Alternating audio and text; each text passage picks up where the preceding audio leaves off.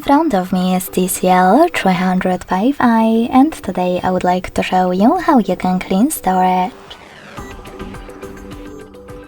Firstly, you need to locate an app called Files and click on it.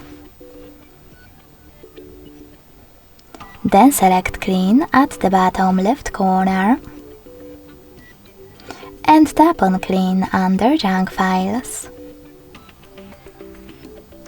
Now select Allow in the pop-up. And as you can see, after a couple of seconds, storage of my device would be cleaned, but it's already clean.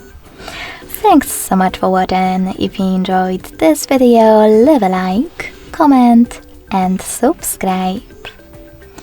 Bye!